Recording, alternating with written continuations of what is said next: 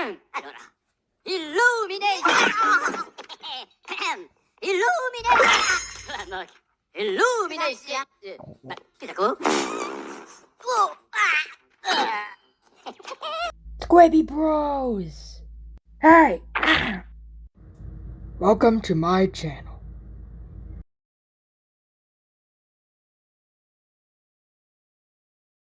What's up, guys? It is me, Squibbybros, and you could possibly guess the day. It is August 16th, which means it is my birthday, so happy birthday to myself, obviously. If you want, you could actually pause the video and sing it yourself. But today, I'm going to be showing you a present one of my friends gave me. Boom. This here is the Poké Plush's Fomantis plush. That's right, I got a new Pokemon plush. You may be thinking, oh, now you're going to get a Mime Longlegs plush or Huggy Wuggy plush, because if you remember the last video I did, I reviewed Doughy the Doughman, but yeah, we got Fomantis here, and she's trapped in a little plastic prison, so I'm going to get her out in one moment. And there we go. So, this is the Poké Plush's Fomantis plush. Before we get into the review, please hit those like and subscribe buttons. Comment down below what you think about the plush. And let's get into the review. So first off, I'm going to talk about what Fomantis is, where does this dude come from, and also the branding. So, goddamn.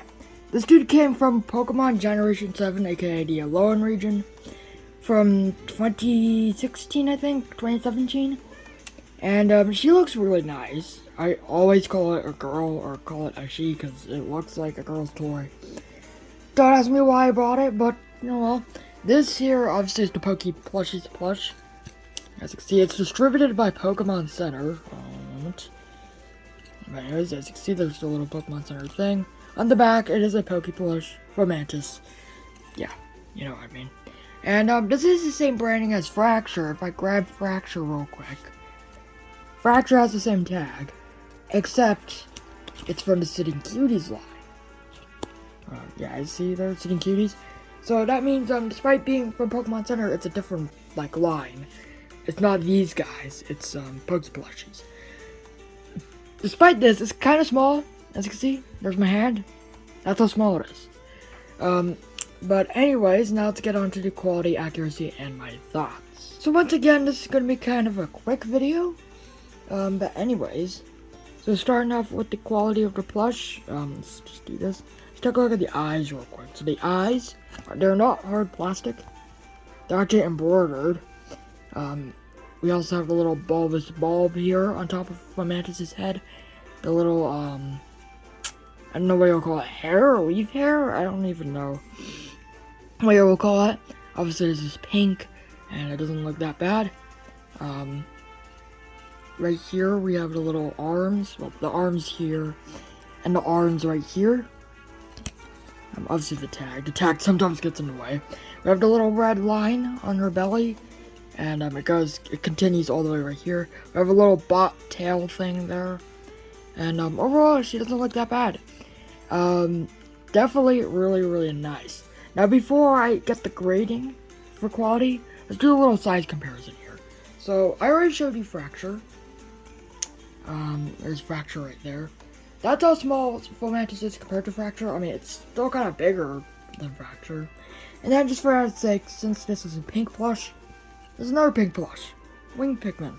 Obviously both are kind of similar in size. The Wing Pikmin is actually kind of taller because a little flower, but I don't care about that. One thing I should also mention is that Fomantis kind of could stand. Not really. The reason for that is because she has little stubby legs. And I should actually mention this with the Doughy plush. I don't think I mentioned it when I did the Doughy Doughman plush review. Doughy here has little stubby legs, as you can see. So yeah, he can't even stand. But this is not Doughy Doughman plush review. This is the Fomantis plush review. But anyways, the score I'm gonna give to Fomantis here is a 9 out of 10. There are definitely a few inaccuracies, but it's not too major. Let's go on to the accuracy. I think I might have accidentally said accuracy for grading, but quality, 9 out of 10. Now let's get on to the accuracy. So as I always do with the accuracy, I leave the plush right here on the left, and on the right, I have a picture. So there's the picture of the little Fomantis plush. Or not the Fomantis plush, the design of Fomantis from the Pokemon anime. And it's really close. It's really close indeed. I think this plush is definitely really nice. It's definitely a higher quality plush than most other Pokemon. But overall, from the arms here to the body to the head, it doesn't look that bad. I would definitely say that this is a must-have for any Pokemon collector. Even though some people may not like this Pokemon, I do like it. Now, is this my favorite plush? Honestly, no, it isn't. It's my favorite Pokemon from Generation 7, but in terms of combining all the generations, Fracture is the best. Yeah, Gen 5 Fracture is still good. But still, I do like Fomantis. It still doesn't look that bad. I will be giving Fomantis for the grading of accuracy, or the accuracy grading, a 10 out of 10. And there are some inaccuracies, but still, it's just perfect. Maybe a 9 out of 10 would be more likely, but I'm just gonna say 10 out of 10 for right now.